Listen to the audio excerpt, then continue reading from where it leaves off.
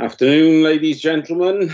Please can I remind all participants that this meeting will be live streamed and the recording archived for future viewing. Could all participants mute themselves when not speaking in order to avoid any background noise or feedback when other participants are speaking? If a participant wishes to speak, please can they put their hand up if they can be seen, or use the raise hand or chat functions in the software. If any participant has difficulty hearing or being heard when they are addressing committee, they should let the chairman or democratic officer know straight away. If they have a webcam, they could try turning this off. It may help with broadband or Wi-Fi bandwidth, so at least they can be heard clearly. Welcome to all members, officers and public speakers. And first on the agenda, we have apologies for absence. I have had no apologies. Do we have any? No apologies provided to me, Chair, prior to the meeting. Not seeing any hands going up from members, so we will take it there are no apologies. The minutes of the meeting held on the 30th of March, are committee members happy that I sign these as a true record? Yeah, move and second that. Thank you very much. And any declarations of interest? I believe there are. Yes. Chairman, I'm Andrew Parker on 2021/00439 Hillside, Pendoilen. I'm the architect designer for the scheme, although I haven't submitted it formally. Thank you, Andrew. Anybody else with any declarations? No. Okay, thank you. So, right, Chair, can I just clarify, will Councillor Parker be leaving? Yes, I'm yes. sure. Oh, yes. Yeah. Normal. I will leave. Yes. Thank you. Okay. Good. Thank you, Andrew. And thank you, Gareth. Okay, on to the reports then. Agenda item 5, building reg applications, determined under delegated powers. Are you happy with that note? It's 4 on my list, Chair, but move we note. Thank Second. you. Agenda 5, planning applications determined under delegated powers. Are you happy we note? Move we note. Second. Thank you. We have appeals, and I believe Ian is going to run through a couple of the key decisions for us. Ian, over to you. Thanks, Chair. Yeah, there's two on the list. The first one of which is an application that came to planning committee some months ago. It was for extensions to number 3, the White House in Barry. Now, the application came to committee recommended for approval, but committee determined to refuse the application for reasons relating to the impact on the neighbour, design and visual impact, and I think parking. The appeal was dismissed, so planning permission not granted. It was quite an interesting decision. The inspector felt that the development was acceptable in terms of the impact on neighbours, and was acceptable in terms of design and conservation area, and was acceptable in terms of parking, which were the kind of 3 issues of contention on our refusal notice. But he dismissed the appeal because he said that the accommodation within the extension would not be adequate for the occupiers, in that one of the bedrooms needed the window to be obscurely glazed in order to protect the privacy of the neighbour. So he dismissed the appeal on the grounds that it didn't provide adequate living accommodation within. I can update members as well. There has been a subsequent planning application submitted where the internal arrangements have been reorganised. I think we're consulting on that at the moment, so that's undetermined as it stands. And the second one was related to the refusal of 3 dwellings at a site called T Down Graig in Graig Penllyn. We refused it because we felt the visual impact was unacceptable. Unfortunately, the inspector took a different view and allowed the appeal. I mean, a fairly subjective one. I think we'll be interested to see how it looks when it's built, because some of the sort of infrastructure and supporting and retaining structures we feel will potentially look incongruous. But we'll have to see what that looks like when it's built. That's all, Chair. Thank you, Ian, very much. So that moves us on to... So move we note the appeals there, yes, Chair. Yes, thank you, Ben, keeping me in line as always. Yeah. Agenda 7, trees, delegated list. You happy we note? Yeah, move we note delegated list. Okay, and then 7II is to confirm a tree preservation order. Now we need to get committee's agreement on this. Steve, do you want to just give us a brief outline? Yeah, I'll just a very quick overview of it. So, as the chairman has said, this is to confirm a tree preservation order for a tree at Mary Curie Hospice, Bridgeman Road in Penarth. So, just very briefly, this is the aerial photograph with Windsor Gardens to the south of the photo, so technically to the east. So the tree is in the back garden of the nursing home. It is relatively close to the boundary wall with Park Tower. There are some photos a little bit further down which show the tree. In particularly, the tree is very notable from Windsor Gardens and from more distant viewpoints in Windsor Gardens. So just in terms of a little bit of background, we originally had a TCA application, which was a Section 211 notice to remove 1.5 to 2 metres of lateral branches which overhang the adjoining property. The officers considered that the removal of what would effectively be half of the crown would significantly reduce the balance of the tree, which remain scaffold branches, and by virtue of that, impact on its form. Again, due to sort of the notable nature of the Atlas blue cedar, which is quite a prominent pyramidal form, we felt that any alterations to the structure of that tree would be harmful. So we undertook a tempo assessment, which is a systematic assessment to undertake assessments of whether trees are worthy of preservation orders, and it passed that assessment. So the reason this has been reported to committee is because we've received 2 letters of objection from the occupiers of Park Tower, which is the adjoining flatted block. So as report goes through the objections that we've received. Mainly the objections are raised on the basis that the tree is it's a large kind of specimen landscape tree, and its location is not appropriate, given the impact on the wall. But at the moment, we haven't got any evidence to show that the tree is actually causing any problems to the wall. There's no structural report submitted. If I just run down to that's a photograph of I can zoom a little bit for you. So the tree is relatively close to the wall, but say at this moment in time, the tree is relatively young in terms of how the potential age of the tree. But at this moment in time, there is no obvious damage to the wall. Not to say in 5-10 years time, the tree is close. We might have a differing view, but at this moment in time, the tree does offer significant amenity value. And on the basis of no evidence to override or amend our tempo assessment, we feel that the order should be confirmed without any modification. Thank you. Thank you, Steve. I see Councillor Gray has his hand up. Ben?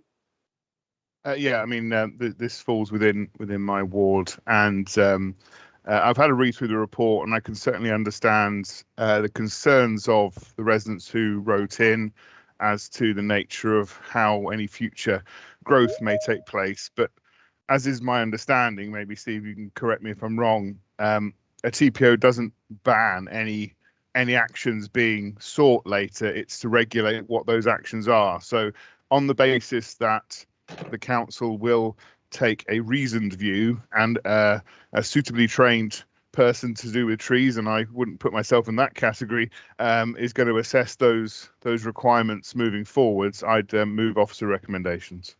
Thank you very much, Ben. I'm quite happy to second that. Our committee happy that we confirm this TPO? I'll take it that happy. Yes, Ian, you wanted to come in just to say. Yeah. Sorry, just really briefly, just to add, Penarth Civic Society wrote in to say they support the confirmation of it. I just thought for completeness I'd mention that. Thank you. Yes, very helpful. Okay, due to the silence, I take that as we're all happy to confirm it, and that will be done. Thank you. So that moves us on to agenda 8, the planning applications, and I'm just going to rejig the order. So Andrew, don't disappear, please. I'm going to do St Nicholas first, the Reg 3 Act, the 00066, because we have quite a lot of speakers, and I think it's just courteous to do that one first. So I will ask Ian to present this to us. Then we will have speakers, and after that we will have debate. So over to you, Ian. Thank you, Chair. Yeah, as you mentioned, this is an application for the demolition of the existing school and the construction of a new school. I'll just first run through matters arising that we have, if that's okay. Members will have seen these, I think, but just a brief overview. Firstly, there's representations from St Nicholas and Bonvilston Community Council, which are summarised as raising concerns relating to location of the mugger, impact on conservation area, impact of the water storage tanks, public open space and inadequate sport provision, traffic and impact on the highway network, impact on the special landscape area and parking during construction. A response to those points is on the matters arising sheet. Secondly, we have comments from Mr. Knowles. These principally relate to concerns regarding the pre-application consultation report and the contention that the pre-application report doesn't do what it should have done in accordance with the regulations in effect, doesn't address the comments received and give adequate responses to them, and further reps received from Mr. Knowles relating to the adequacy or otherwise of parking surveys undertaken as part of the transport assessment, and some concern regarding the council's IT system not accepting email correspondence.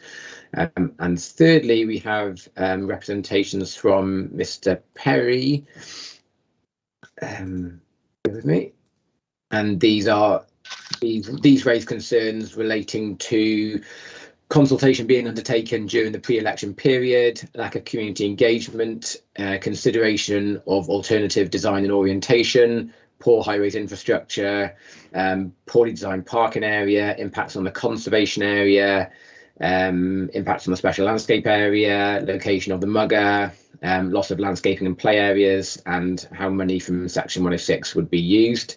Again, these are addressed in the author's response, and obviously we can come to those in more detail if members wish later. So that summarises the matters arising. I'll bring up the plans here so I can, if that's okay, if I share my screen so that I can have those on the screen for members as I talk. Here we go. Okay, so as I mentioned, this is for demolition of the existing school and construction of a new school. First thing to note, I suppose, is that the new school will be sited further back into the site in order to accommodate the proposed parking and drop-off area. So it remains fundamentally a single-storey building, but orientated kind of northwest to southeast through the site. To the front, a parking area showing 20 parking spaces for staff, and then some additional visitor parking and a pickup and drop-off areas like a lay-by with an in-out arrangement. In on the left, out on the right hand side. It also involves a multi-use games area here to the side of the school, and a playing field to the north. The settlement boundary and conservation area boundary run to the rear of the existing school, and all the land to the north of the existing school is special landscape area. So that means that part of the new school would be in the special landscape area, and the remainder of the school would be in the conservation area and the settlement to the front. It's officers' views that given the relationship of this building to the settlement and the surrounding buildings, that it's not the kind of development which necessitates a landscape visual impact assessment. So the new school would have a capacity of 126, which is the same as existing, plus 12 full-time equivalent nursery pupils. Main issues, probably, well, there's a number of issues raised in consultations, but one of the main ones definitely parking and access to the school. In officers' views, this fundamentally comes down to an assessment of the additional capacity at the school versus improvements to parking and drop off and pick up and kind of the associated infrastructure at the front of the site. Officers with a view that the any additional parking need and highway activity associated with the nursery capacity is outweighed by the improvements in terms of parking numbers, visitor parking, pick up and drop off, and the in-out arrangement. It's probably just worth members noting that condition if I get to it, condition 7 on the report, which is relates to a travel plan. I'll just read that one out now because it's probably quite a key condition when it comes to these transport and traffic issues. It says that prior to beneficial use of the development, a travel plan to be submitted and approved, including a package of measures tailored to the needs of the site and future users, which aims to widen travel choices by all modes, encourage sustainable transport and cut unnecessary car use. The travel plan is to include measures to encourage and educate a modal shift away from the private car. Travel survey to be undertaken, a report to be provided to the council annually reviewing the effectiveness of those measures to ensure appropriate and effective management of pedestrian and vehicular traffic, a timetable for monitoring and review of the travel plan, and measures for how the school should liaise with the community regarding traffic and transport issues. I'll probably leave it there for now, Chair, and let's get to the speakers, and then we can address any issues that arise after that. Thank you, Ian. Thank you very much. Okay, so we are on to the speakers then, and first on the list we have Councillor Ian Perry. Yeah. Sorry, Chair. Could we take Mr. Brian Davis first? Councillor Perry is joining us. Yes. So is that okay? Then Councillor Perry can speak after Mr. Davis. Yeah, no problem at all. Mr. Davis, are you there? I am here, Mr. Bird, or Very Councillor Bird.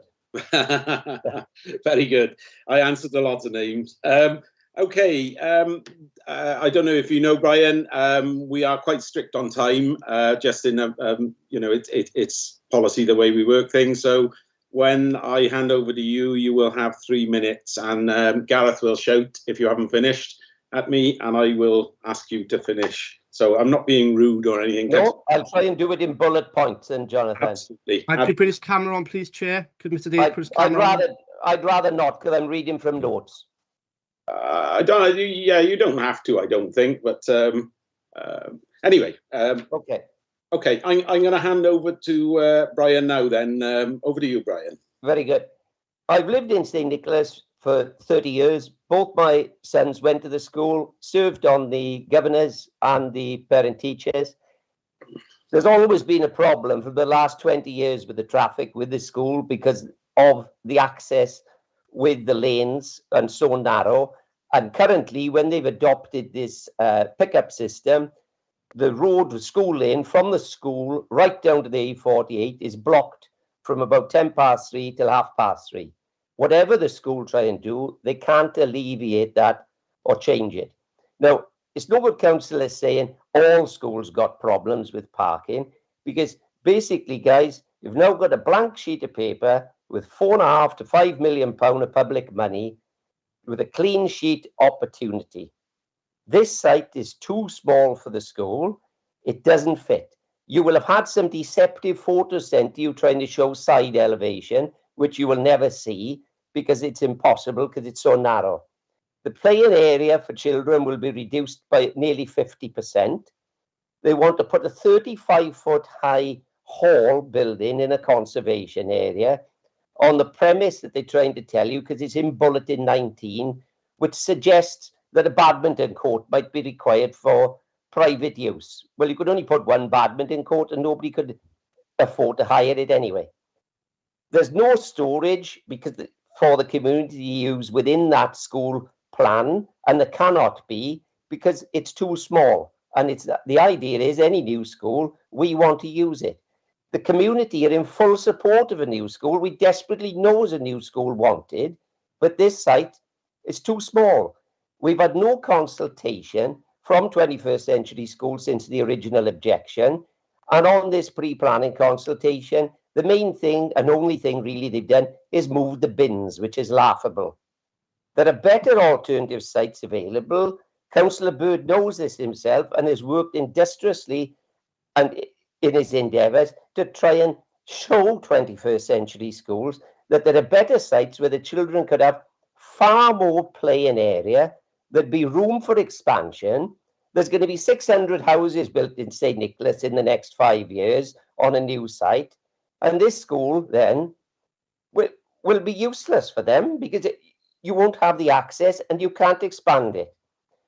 I know, unfortunately, this for some reason has become like a political decision, but it shouldn't be. Councillors, that you were giving up your valuable time to sit on this planning committee, you should be able to make your own decisions based on the facts.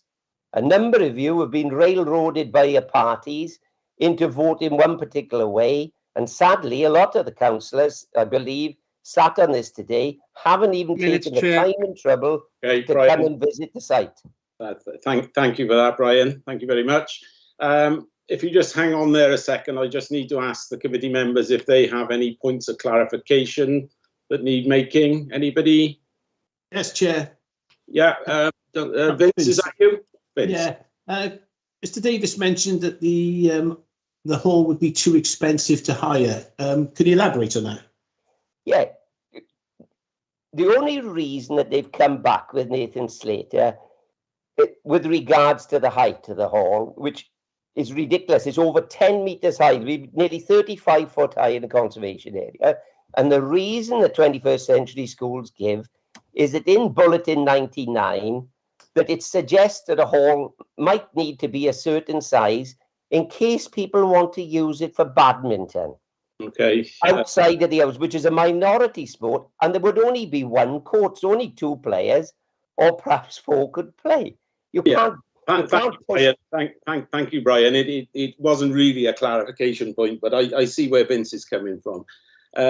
Anybody else have a clarification point? No. Okay. Ian, just a quick question on this. Do you want to respond once all the speakers have spoken, or do you want to respond individually? I've nothing to add there now, so I'm happy for the other speakers to carry on here. Okay, thank you, Ian. Okay, thank you, Brian. I will now move on to Councillor Ian Perry. Councillor Perry. Sorry, Chair, he still hasn't joined the meeting. We can either leave him to the very end, which is at your discretion, or if you want me. There is a set protocol, isn't there? There is, yeah, Chair. But I think you are okay if you want to allow it, but that's up to you, Chair. Okay, let's see what happens. Okay, so next then on our list of speakers, we have a 2-minute video from the pupils. And I believe Gareth is going to play that for us. So could you play that for us, Gareth, please? Yes, Chair, I'll just share my screen. Thank you.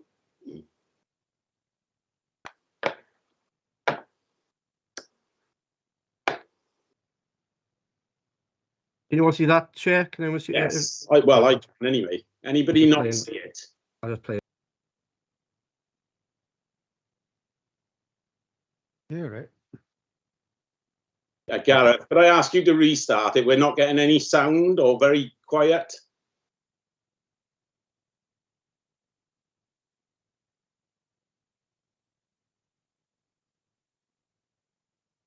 Okay, Chair, it's as loud as I can play it. So members may have to turn the sound up on their own laptops and devices. Okay, I got mine up on full volume. Gareth, you've got to enable the sound yourself before you start the video. I have enabled it, Chair. Otherwise, we won't hear it. Yeah, it is on, Chair. I'll play it again, Chair. But the sound is enabled. Let's have a look. Even with my volume on full, Gareth, I can't hear anything. Shall we pause that and come back to that one and see if we can get some sound on it? What do you think, Gareth? sorry, Chair. That was the copy that was sent to me. Unless Nathan was on the call, he's the officer who helped produce the video. He's got a different copy. I don't see how I can resolve the issue there, Chair. Sorry. Could we ask if Nathan can help out here or not? Nathan, are you able to? I can share my screen and see if I can play it for you, but we'll have to see. Technology is trying to beat us again. Yes.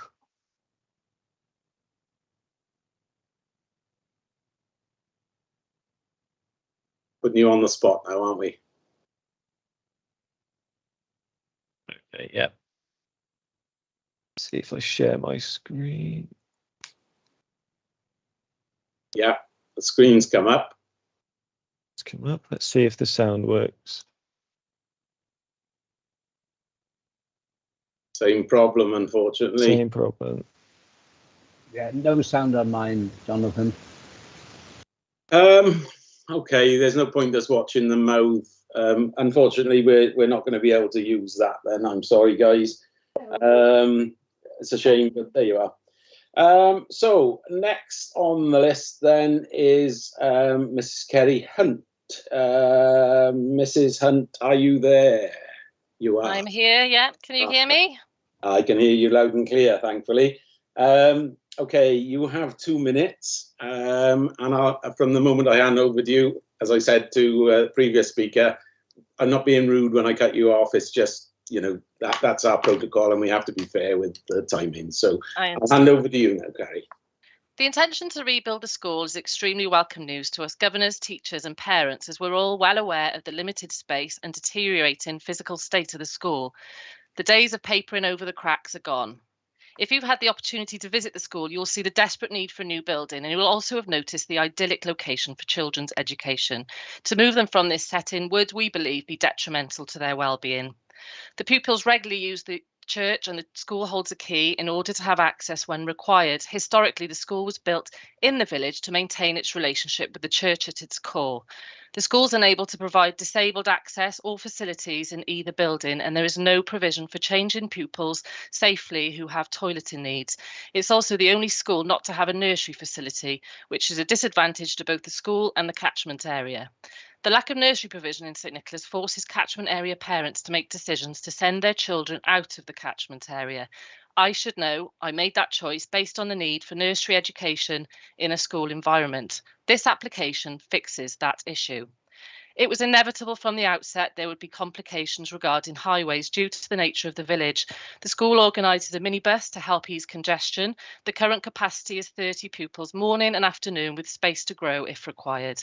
For our school, the only positive outcome of the pandemic is that it's enabled us to reevaluate processes. The school now operates a drop-off and collection facility which enables the village to be cleared of children and parents in 7 minutes.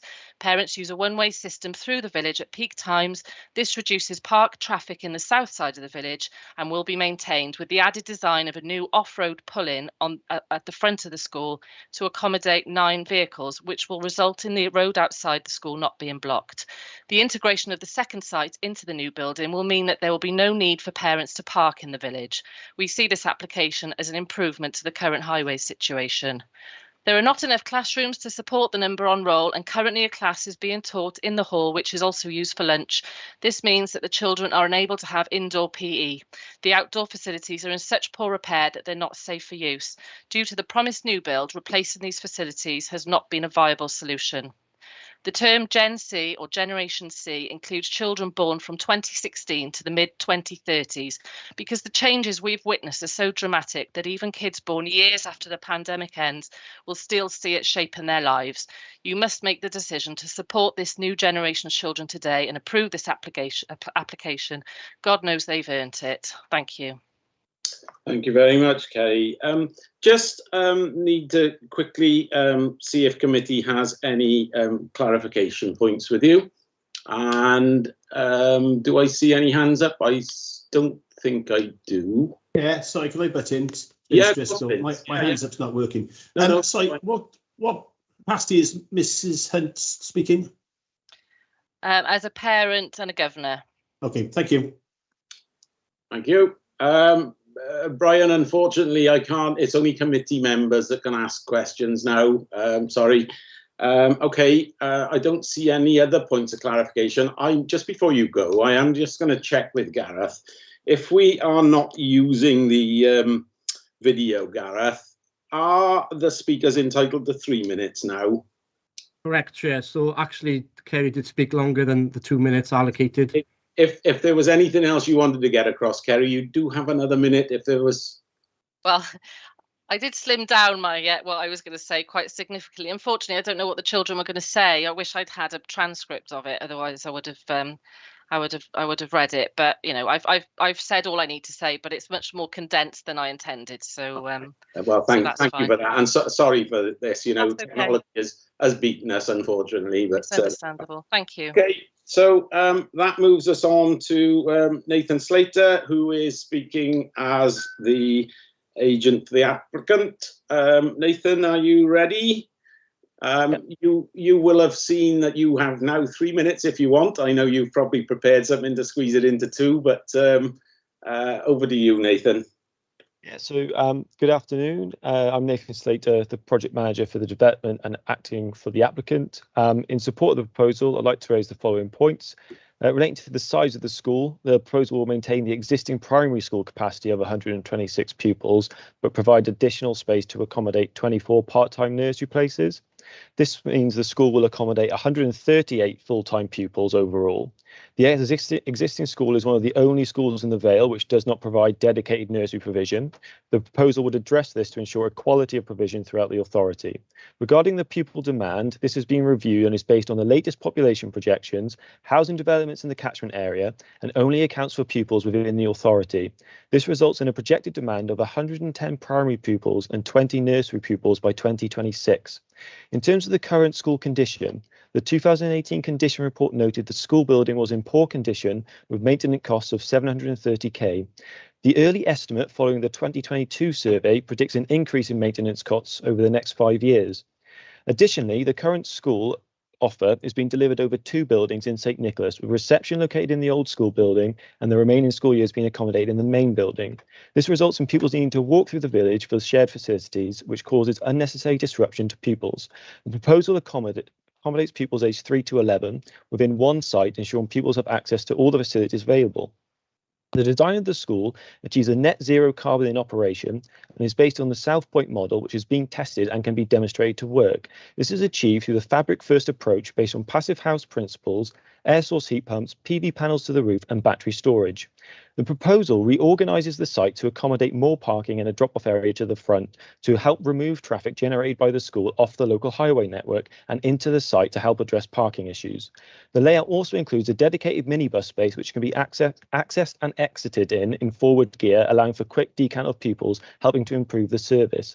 The site frontage has also been amended, which will widen school lane along the school frontage to 5.3 metres at its narrowest point.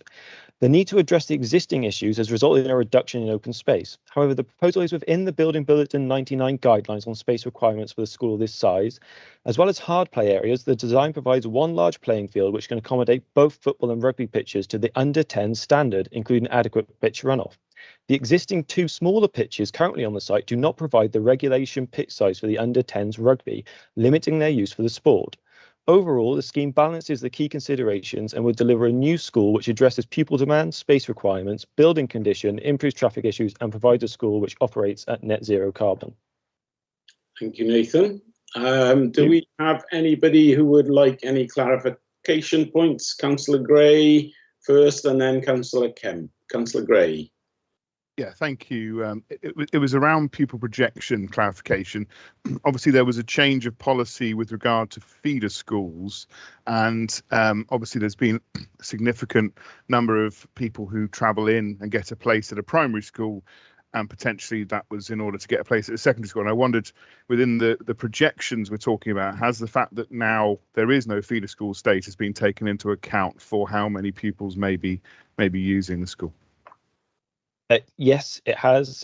We've also seen a slight decrease over the years since the council has made that decision in terms of the numbers from outside the authority. However, they are still relatively high in comparison to those that come from the local area. But obviously that would be an ongoing change. And yet they have been accounted for. And then to account for that, we've looked at those that arise from solely within the authority area. That's where the education duty lies upon the council in terms of providing spaces. Thank you very much. Councillor Kemp. Gordon, are you? Thank you, Chairman. Well, to be the first question actually has dealt with what I was going to raise about the projection of numbers. But can I just mention that the first speaker referred to another 600 houses in the area? Gordon, is this a clarification on what Nathan? Well, it is, because the clarification is, has that been taken into account when these projections have been made? Yeah, that's fair enough. No, as far as I'm aware, there are no 600 additional houses allocated under the current LDP, and where the replacement LDP is in its current stage, we haven't received any candidate sites. So as far as I'm aware, from an education perspective, I haven't included anything of that. Thank you, Nathan. I think Marcus wants to clarify this position. Yeah, just to come in and clarify, I think what Councillor Kemp was trying to ask is, are there 600 extra houses to be taken into account, and obviously have those been taken into account in the figures which Nathan's referring to? What I can say is that all allocations, built or otherwise, have been taken account of in the figures. That is what Nathan is saying. Those allocations don't amount to 600 houses. Obviously, I think it's, and Nathan would probably be better able to clarify the exact numbers, but it's 120 in Bombleston, I think about another 120 in St Nicholas. In any event, all those numbers have been considered in the figures associated with this school. Yeah, just for clarification, in my mind, they're already built, the majority of those, aren't they, Marcus? There's not an additional 600 on top of that in any way, shape or form. Under application or under application to the LDP, as far as I'm aware. No, that is correct. Those the sites are either under construction or have got consent, for example, or are built out. Yes. Thank you. Okay. So if there are no more points of clarification, I will thank Nathan, and we will see if Mr. Perry is there. I gather he might be with Brian David. Yeah. Is that correct? It is. Can you hear me? Yes, I can. Good evening. Sorry about the delay. I don't know if you heard the protocol. I better just explain to you, Ian. You have 3 minutes. I'm not being rude when I cut you off. It is a strict time or whatever. So over to you. Start your 3 minutes from now, please. Okay, so I'm a little bit late due to what's happened on social media this afternoon regarding the school, which was not acceptable, Councillor Burnett. Basically, what happens with the traffic out there is residents report a 15-minute delay, and I've experienced it too, Kinnup School Lane, where the lane is totally blocked unlawfully. That is a problem. Many applications would be turned down on the basis of this traffic. So there is a problem now. This is a new building, slightly enlarged school, so the problem will potentially get worse, and that's the way it is. The Vale Council has announced a nature emergency and yet wants to demolish to find mature trees and remove the hedge to provide a waiting area outside the school. Now, there's going to be 9 cars waiting inside. People who arrive by foot are going to be left standing on the outside. There is no need for a waiting space in the street. It's a conservation area. No resident would expect to be able to remove their front boundary and change the character of the conservation area like that footway does. That's not necessary. It's 2.7 metres wide, and it's just basically for people to wait to pick their school kids up. Totally unnecessary. Then you've got the frontage of the building. It's 85% blank next to a 3-metre tall water tower with a blank fence. You're not allowed fences at the front of conservation areas, so you're just going to be tearing up the rules if you approve this. The school needs to be turned 90 degrees somehow. And then you've got the mugger. Yeah, if you see me play tennis, I can't keep a ball below. I can't get the ball over any net. So 7 metres from the boundary fence. It's supposed to be at least 30 metres by guidance, because balls do come out the net, which means they will be going into the neighbouring garden, which is not acceptable. Muggers are closed down because of problems like this. So it's not been looked at properly. The residents haven't had proper, meaningful input. Yeah, the design hasn't changed in all the times. this school has been on the agenda for 10 years, and yet we've still got so much opposition because people haven't been listened to, and there are simple little basic things that could have been put right, could have been done different, but you've got community opposition. When you go canvassing, you might find 2 people who are indifferent and the rest are opposing.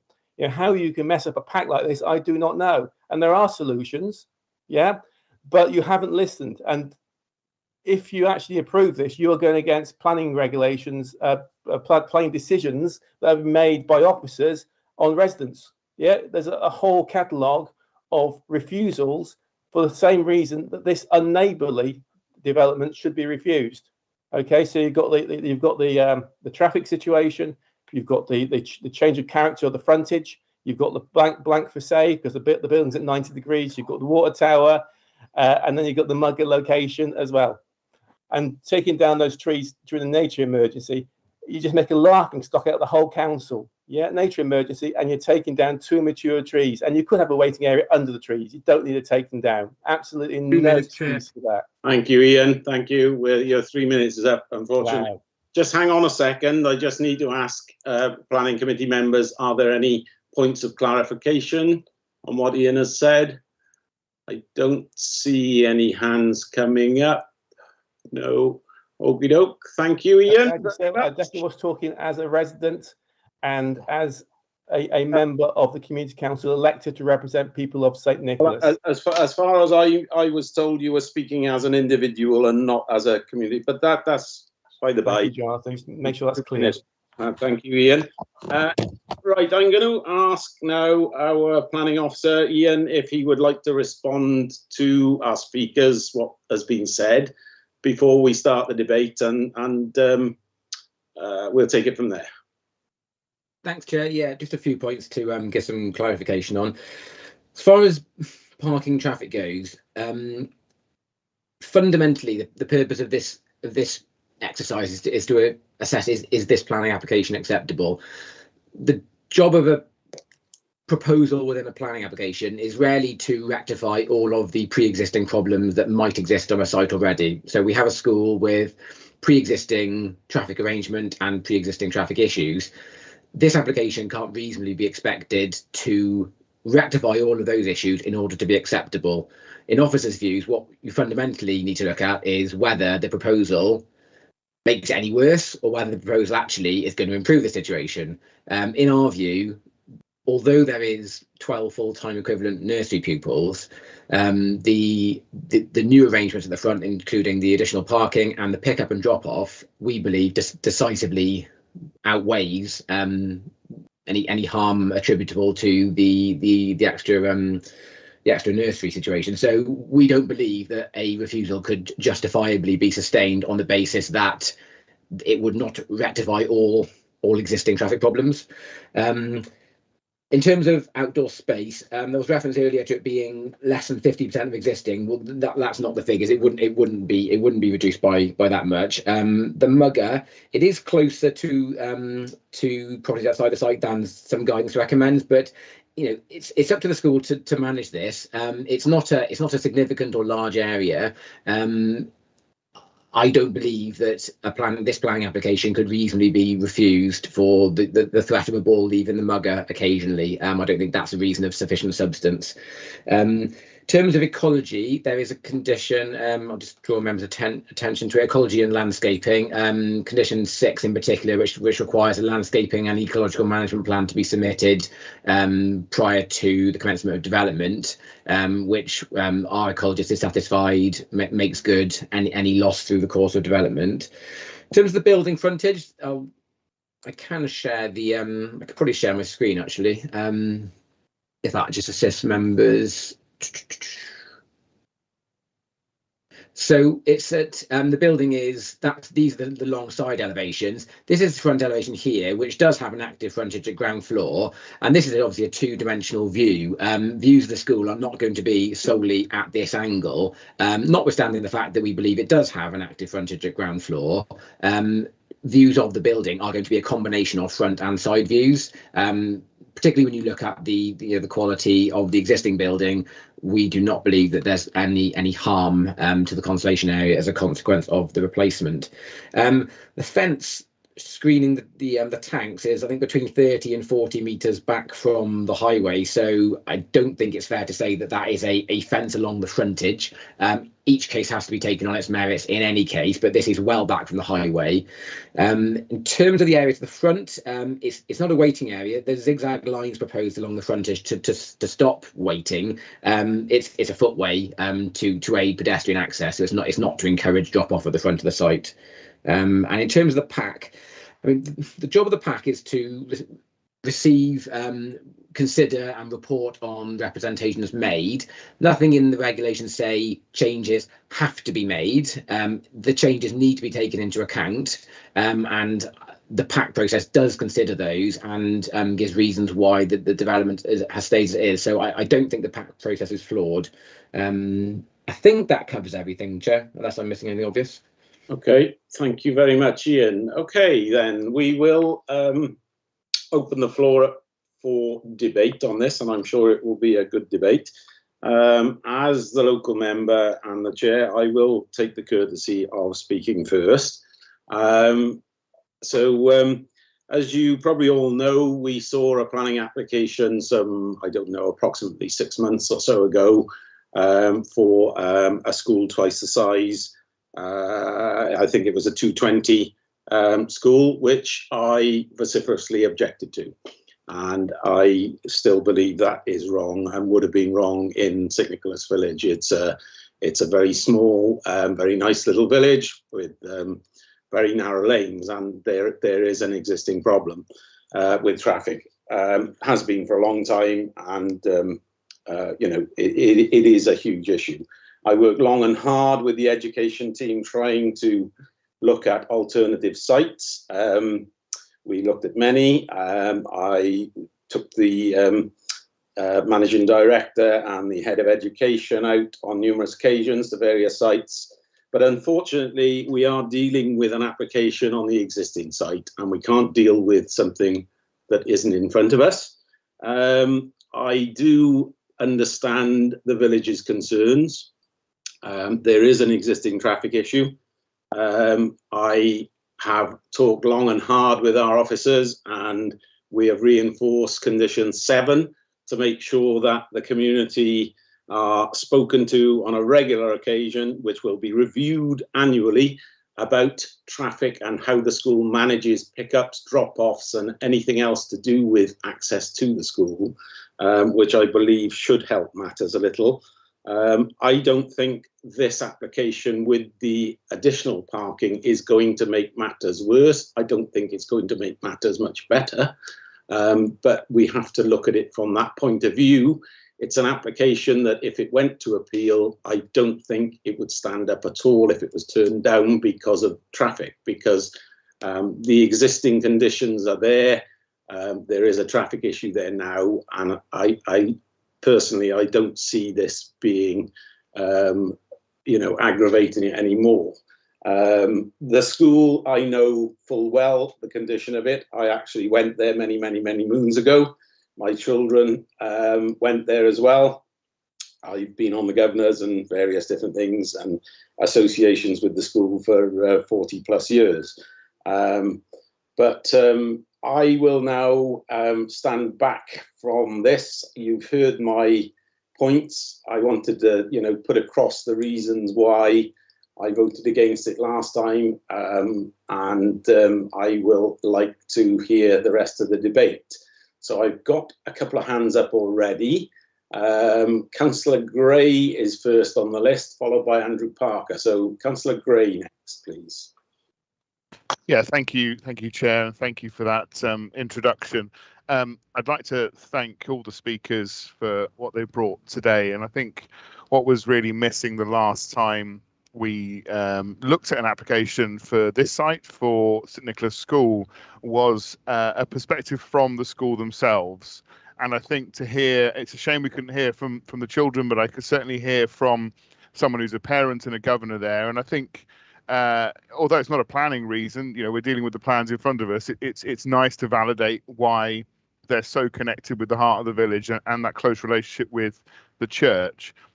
My understanding from previous applications away from school applications, Reg 3s, all the rest of it, the conditions already set on an area, accepted uses, have an effect on what we can object on. For instance, we had conversations about converting or reusing sites that were formerly like churches, and the parking that is sort of expected and accepted for those areas, meaning there was little we could do in terms of that area. So I don't believe there are any planning reasons to turn it down on traffic grounds, when actually where it is set back, I think will have a positive effect. And I think it's useful to see, having seen the previous plans, that these, as I understand it, and I stand to be corrected, the sort of parking area and drop off is equivalent still to a bigger school, but for this smaller school. And I think that's positive for how people are able to use the school.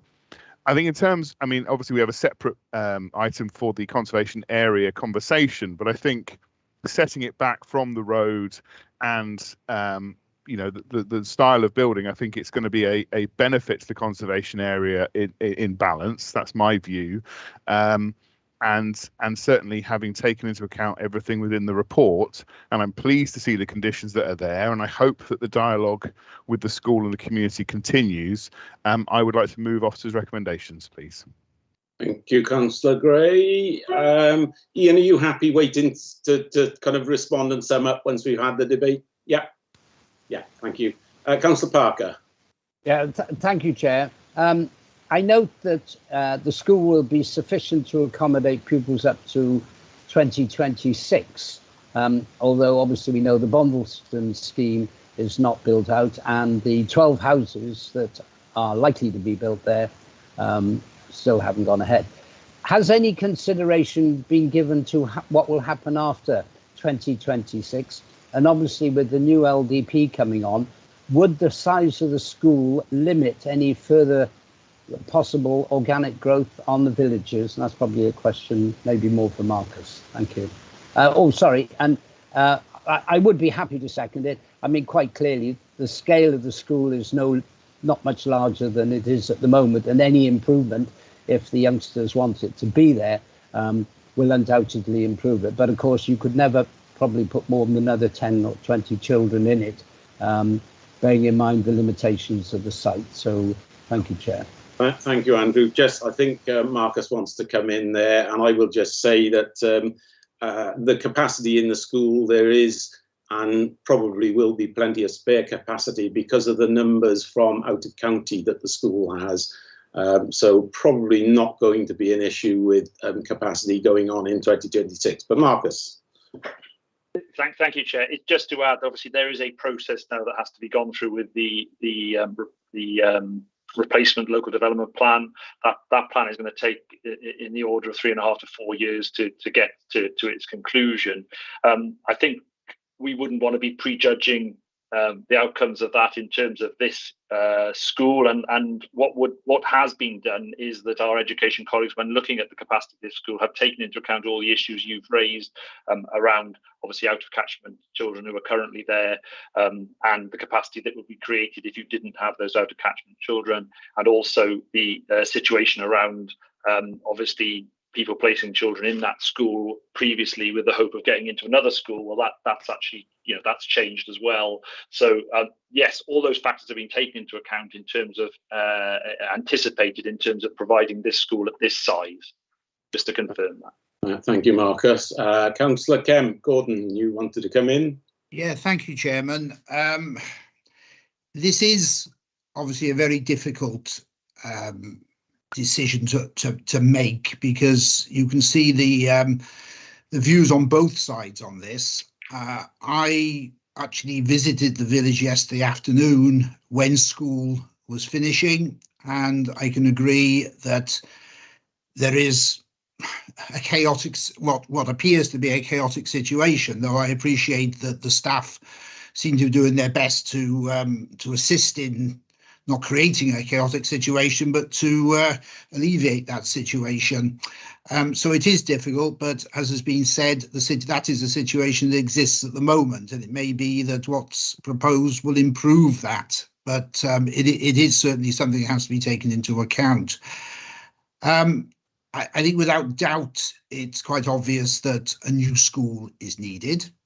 that the condition of the existing school is very, very poor. I'm, as members will be aware from my position as a councillor representing Clancarvan, what my view is on village schools. And I think it's important that that you have a village school, but again, it has to be something that's sympathetic to the village as a whole, and that there are some issues that are of concern in this development. I listened to the rest of the debate before making my decision on this, but it is a very, very difficult one to make, because I can see the advantages and disadvantages on both sides. I know that sounds a little bit like fence sitting, but it's not intended to be. Well, thank you, Gordon, and I agree with you entirely. It is a very, very difficult situation. Anybody else like to come in before I ask Ian to respond to anything we've debated on? No hands up. Yes, Vince. Yeah, I've just a couple of queries. I mean, going back the last planning application, we were told 220 pupils site was desperately needed. The education got it drastically long by the looks of it. I'm of the opinion that you always get parking issues at schools. That's in fact, anyone who's got a school in their ward will agree with that. We struggled to find a reason for turning it down last time, and I don't think my opinion's changed much. I think we've got a perfect opportunity here to improve the lives of the people of St Nicholas by moving the school to a nice new green site that you mentioned earlier. There's plenty of there. Other than subjecting them to another 50 years of bad traffic on 5 days a week, morning and night, for the whole school terms. So I haven't seen anything yet that made me change my mind from last time. Okay, thank you, Vince, and I do agree with you. An alternative site, I feel, would have been a much better answer, but unfortunately, the powers that be were not willing to look at that, and we have an application in front of us, which is what we're dealing with. We can't turn around and say move it. We have to deal with this application, so we have to decide whether this application as it is in front of us is suitable or not. So next on the list to speak is Councillor Christine Cave. Christine. Thank you, Chair. I've just got a couple of questions. I agree with lots of what's already been said. But I would just like to ask, in view of the fact that we've had a new build in Colwinston, which has hit one or two major difficulties along the way, and there are still some outstanding issues with the build. In particular, I wanted to ask questions about the water storage tanks, which have been a major concern for people living locally, because they emit a noise. Not only were they very high, and that wasn't obvious from the plans, and that, you know, that has been mitigated in some way, but the noise hasn't. There's a low level noise that's emitted from these water tanks. And the other issue for me is the parking. Colwinston has a very small car park. If you remember that application, we did actually ask for there to be the same number of spaces as there were teachers at the school. But what's actually happened on the ground when it was built was that the car park has 10 street lights that you would find, you know, in your own town in Barry or anywhere else of a developed area. And it is a conservation area and it is a rural area. And those street lights, we've had one removed now because it was agreed it was an excess. But I just wondered, you know, have we learned anything from that? And will we be making any different choices in this school should the application be successful? Thank you, Christine. I'm sure Ian will have a response, but some good points there. Councillor Thomas, Neil Thomas. Neil. Thank you, Chair. I voted in favour of the previous proposal, which was far bigger. This is a lot smaller school with the previous application was turned down largely through the debate to do with parking issues and travel within the village. fact that this is going to be considerably smaller means that the authorities have responded to that, in my view, and having voted for the larger, it would be unjustified for me to vote against this, so I will be supporting Brooks's recommendations as well. Thank you. Thank you, Neil. Okay, so I don't see any more hands up. I will hand over to Ian to respond, and once he's responded, we will take this to the vote and see what happens. Ian, over to you. Thanks, Chair. Only a couple of brief points, really. Firstly, I'll just echo what you said in response to Councillor Driscoll, that we have to assess the scheme before us now and decide, in the context of what is there now, is there any reason why this is unacceptable? And as I said earlier, we feel that in the context of what's there now, there are no sustainable highways-related reasons to refuse this application. In terms of the water tank, we have not had any objection from our shared regulatory services colleagues regarding noise. And in terms of lighting, I could propose we add a condition that prior to the erection of any external lighting, details of external lighting within the site to be submitted and approved. And that way, then we can consider the detail of a lighting scheme further beyond today. Yeah, that would be really good, Ian, and I would encourage that additional or change in condition that we look at conservation friendly lighting that is very much focused, and I know you can get very much focused lighting now with new LED lights and things, and maybe even timers and stuff like that. But before we take it to the vote, then I see Councillor Gray's hand is up. Councillor Gray. Just for formality purposes, I am still happy to move the officer recommendations with the additional condition, and I'm sure Councillor Parker is happy to continue to second. But as it has changed since I moved it, I thought it was important I clarify that. Very much so. Happy to second. With that condition, and just picking up on Christine's point, if there is a noise problem, maybe we could add the condition that prior to commencement that a noise assessment is actually undertaken. Whether that helps or not, I'm not sure, but I just throw it in as an observation. Okay, yeah, Ian, any? My own view is I'm not convinced that's necessary. It's an SRS thing, isn't it? Really? It's been consulted upon. I mean, it's obviously it's a matter that's been raised, and I'm sure that's something which, if permission were granted, the school and the education department will be very aware of. Personally, I don't think there's a need for an additional condition. Thank you, Ian. I think Marcus wants to It was just to really confirm what Ian said. It's very much a shared regulatory service type issue, but in any event, I would expect the school being managed properly to deal with that type of issue should it arise. As Councillor Cave has rightly pointed out, there have been issues that have been identified on some of our other school projects, and you would hope they would be dealt with by the school. It is the council developing these schools after all, and you would hope that colleagues in 21st century schools would deal with that.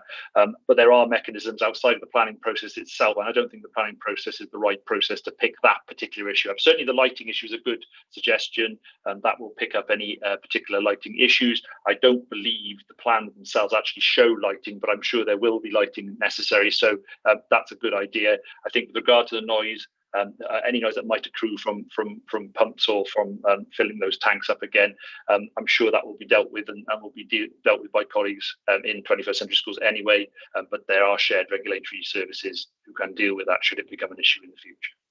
Thank you, Marcus. Okay, so the big moment is here. I am guessing we're probably not going to get a consensus. Well, let's ask. Are there any members of the council wanting to object to officer's recommendation with the various amendments that we've just discussed, or even abstain? Anybody wanting to object or abstain?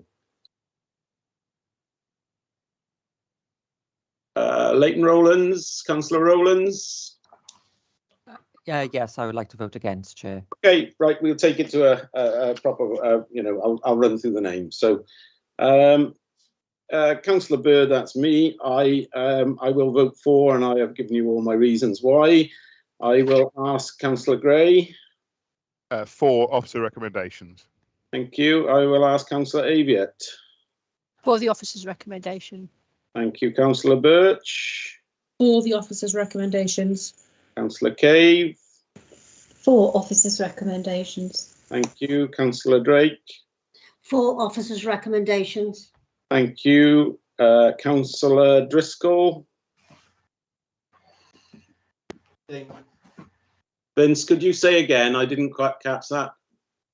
Yeah, I'm voting against it, Chair. Yeah, no problem. That was loud and clear. I heard that. Thank you. Councillor Edwards. Whether Councillor Edwards has joined us this evening, Chair. Oh, okay, sorry. Councillor Hodges. Against. Thank you. Councillor Johnson. Against. Thank you. Councillor Kemp. I think I can clearly see the way this is going, so I'm going to abstain. Okay. Councillor Parker. For the officer's recommendation. Thank you, Councillor Rowlands. Can you just clarify? I know what you said, but just for the record. Councillor Rowlands. Against. Thank you. Councillor Thomas. For. Thank you, Councillor Williams. For. Thank you, Councillor Wilson. For. Oh, thank you, Mark. I thought you were muted then, but you were just thinking. And Councillor Wright, I don't believe, is with us. That's correct, Chair. We don't have Councillor Wright either. Okay, so 2 missing. That is clearly carried. Thank you all for that. And we will move on now to what would have been the first item on our planning list. Sorry, Chair, do you want to do the conservation area? Oh, sorry, conservation, application? yes, again, pick me up. Sorry, Robert. And where would I be without you, eh? Yes, so as you've all seen, there is a CAC, conservation area consent, which we all know what it means. It's a bit of a formality, so I don't believe there's a need to debate this. I will just ask you for your votes. I will do a CAC on the top of this now, and I will go for Councillor Gray. For. Thank you, Councillor Aviat. For. Thank you, Councillor Birch. For. Thank you, Councillor Cave. Christine. Yeah, sorry, I did say, I don't think you heard me at the time. It's for. No, sorry, I didn't. Thank you. Councillor Drake. For. Thank you. Councillor Driscoll.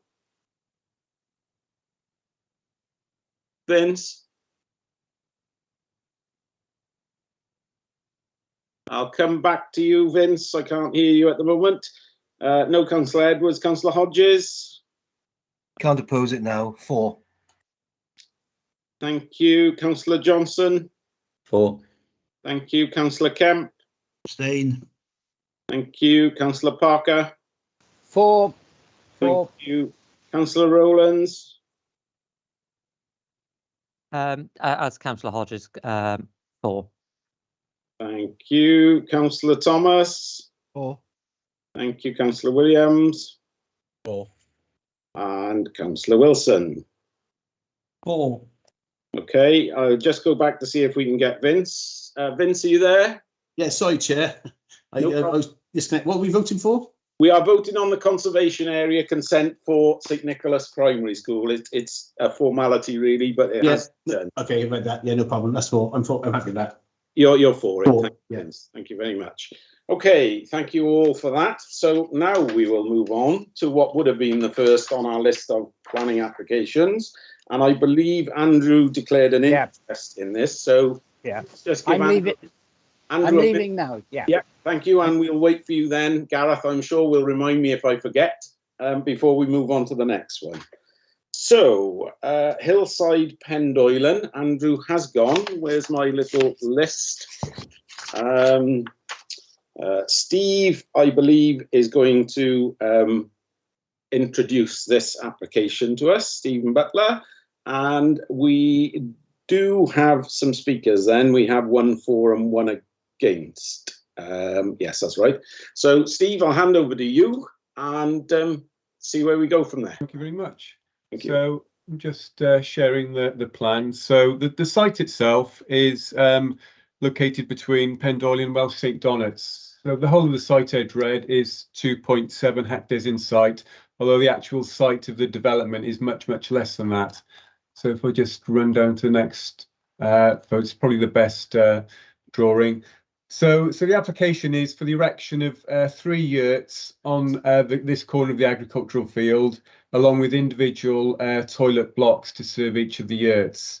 A new access is proposed in the southwest corner of the site. This then leads to an access track, which leads to a turning area and parking spaces.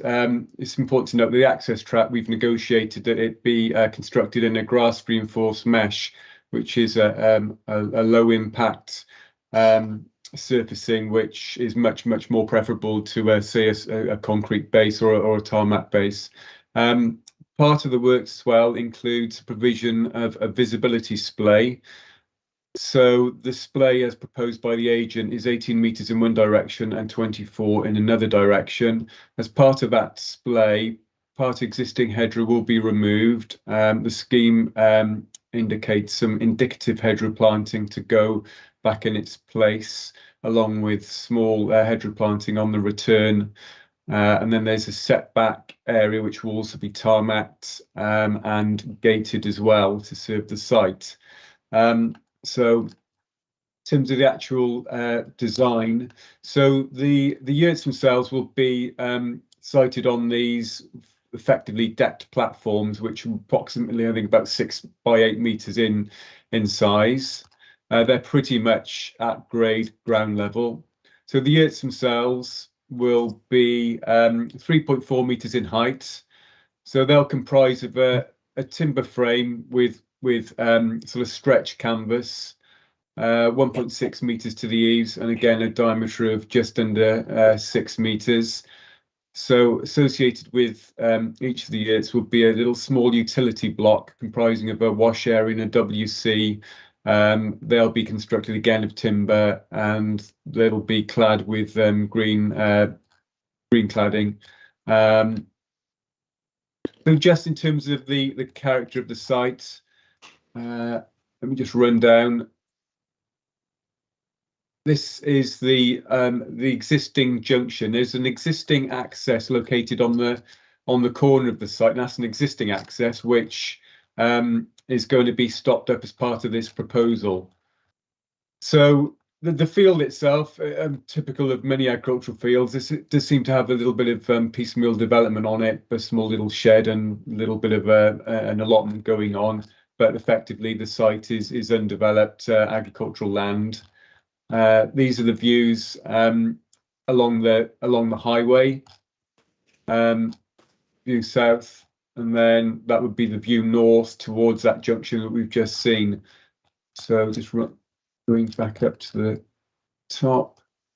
I'll just very briefly just run through some of the planning issues.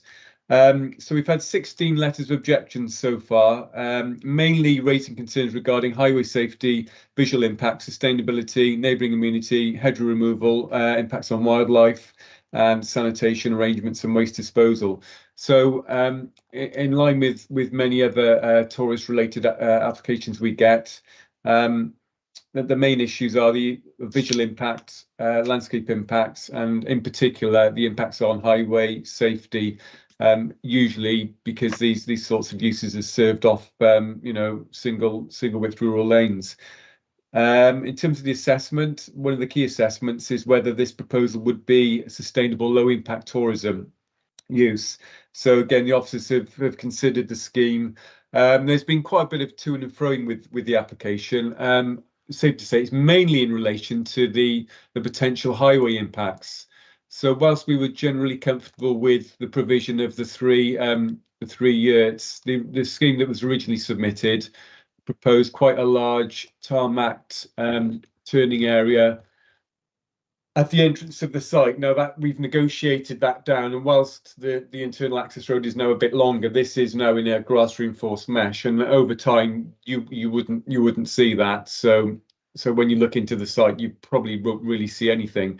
Again, you would see the yurts slightly above the circa 2 metre high hedgerow, but in terms of visual impact, we think it's very, very localised. Again, we do generally support low impact tourist uses, and they do have some degree of impact. But in this case, we feel that that it's acceptable. The main other issue, really, from our point of view, was highways. So the highway engineer did request 2.4 by 43 metre visibility splays, which were based on a 60-mile-an-hour road. Obviously, those splays are significant, and in order to achieve those splays, significant hedgerow removal would be required. So obviously, officers are concerned about unnecessary removal of hedgerows in the countryside. So officers have looked at it, and particularly given that we're only talking about 3 yurts that would potentially be occupied, we feel that the traffic levels are going to be relatively low. So officers are happy that we are still getting some highway improvements, but they won't be the 43 metre visibility splay, which would probably go off this page, in all honesty, in terms of how much hedgerow would have to be removed.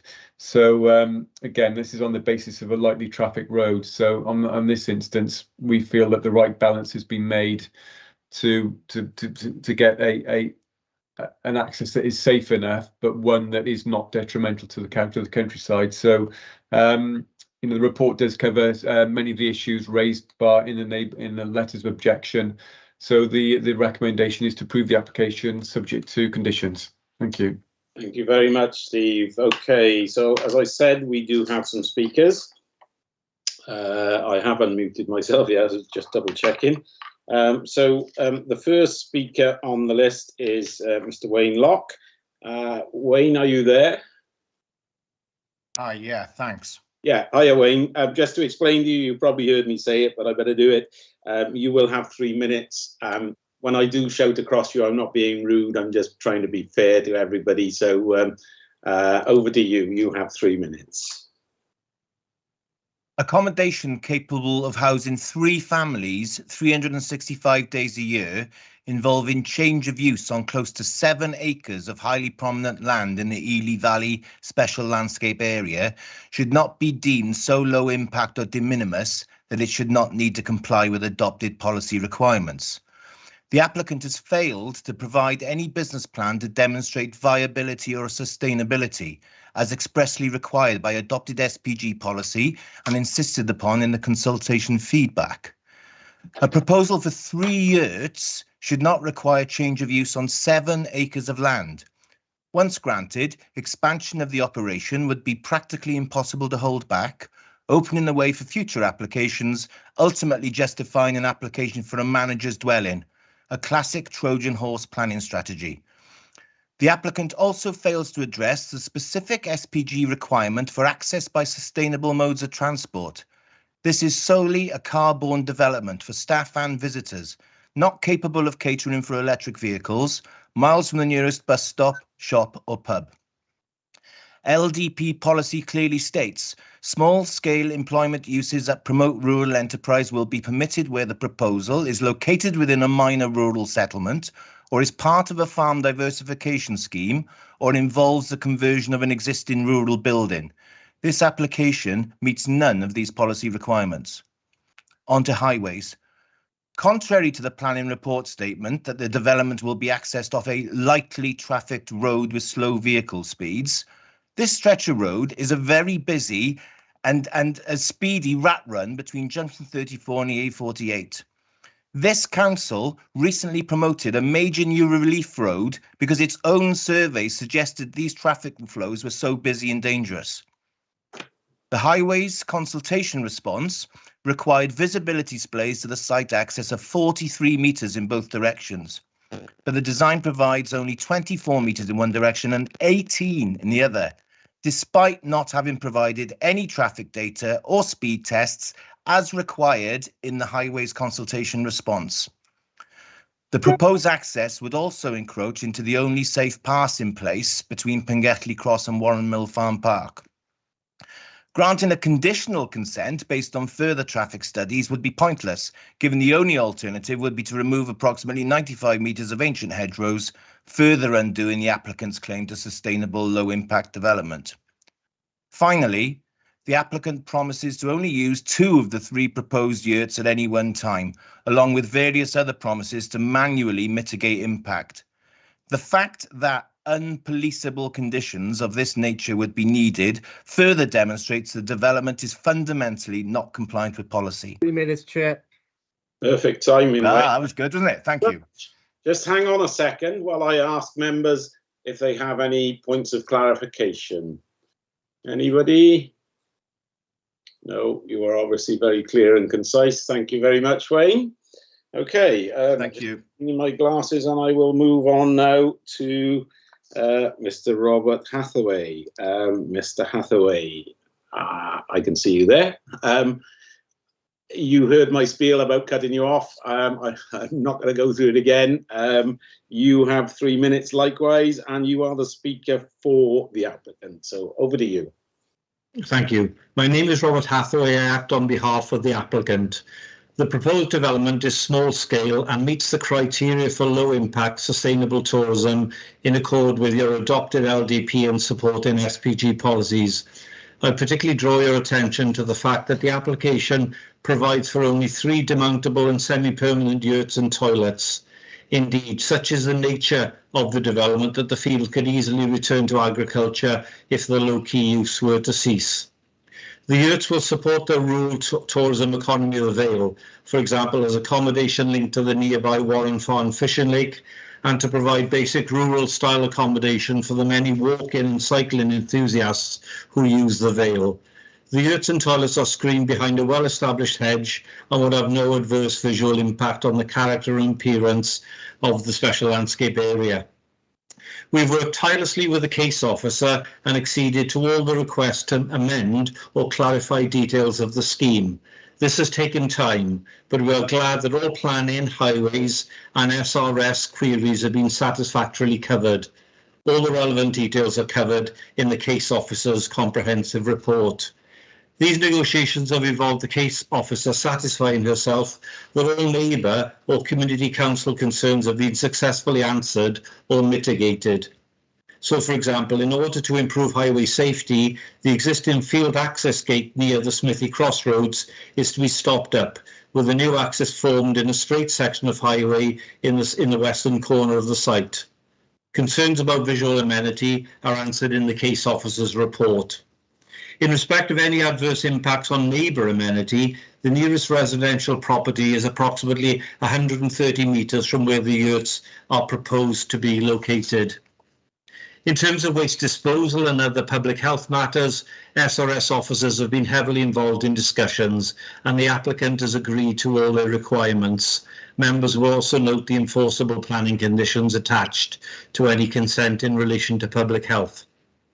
In conclusion, the planning officer has assessed the application and found that the development is entirely in accord with the council's rural planning policies and SPG. No evidence has been presented by neighbours or indeed any other objectors to demonstrate that the development would create demonstrable harm to their living conditions. I'll just add that Mr. Locke made the point about possible precedent and other applications, but of course you'll be very aware that you have to address the application before you, which is only for 3 years. Thank you very much. Thank you, Robert. If you just hang on a second, I think, Neil, is this a point of clarification you want? Yes, please, Chair. Yeah. Yeah, Mr. Hathaway, you talked about walking and cycling as being part of the offer from this facility. Can you tell me if there are any public rights of way within easy access from the site, or whether that is only going to be accessible via the very narrow lane? Neil, that's really a point of clarification. Yeah, it's not really a clarification. You can ask that during the debate, and I'm sure Steve would be able to answer. I'll ask it during the debate. Yeah, all right. Thank you, Neil. No other clarification points? No. Okay, lovely. Thank you, Robert. I will. Steve, do you want to come back on those then before we? Yeah, if I may, Councillor, just to come back on Mr. Locke's point. So obviously it's not disputed that the 3 yurts are proposed. Just in terms of this 2 or 3, there is some suggestion, certainly in the applicant has said that he would only use 2 yurts at any one time. And I think that the 3rd yurt would be used in case there was a problem with the other 2 or for storage. I'll be honest with you, from a planning point of view, there wouldn't really be a problem with 3 yurts. I mean, it's all about the visual impact. So we've assessed the application based on the level of intensity of 3 families using it. The point about the business plan and the proposal not being in compliance with the policy. So primarily we're assessing against policy MD13 leisure and tourism. And whilst it's correct in saying it doesn't form part of an existing rural enterprise or farm diversification scheme, the criterion then requires that it has to be low impact development. Now, low impact development is effectively development that, well, simple sense, has a low impact. Now, the need for a business plan is where, for example, you've got larger structures where if the business were to fail, those structures could, be talking properly constructed buildings, utility buildings, etc., could remain in the countryside. So on the basis that this is low impact, there is less concern if the business were to fail. Notwithstanding that, there is a planning condition, condition 3, that states in the event that the tourism accommodation is not used for a period of 12 months, that all the structures and surfacing work should be removed. So just on some of the other points, again, the concern that we are approving planning permission on 7 acres of land. We're approving 3 yurts, and again, condition 4 specifically states that it's restricted to 3 yurts. Unlike a caravan park where we'd be approving a change of use, this is operational development on the site.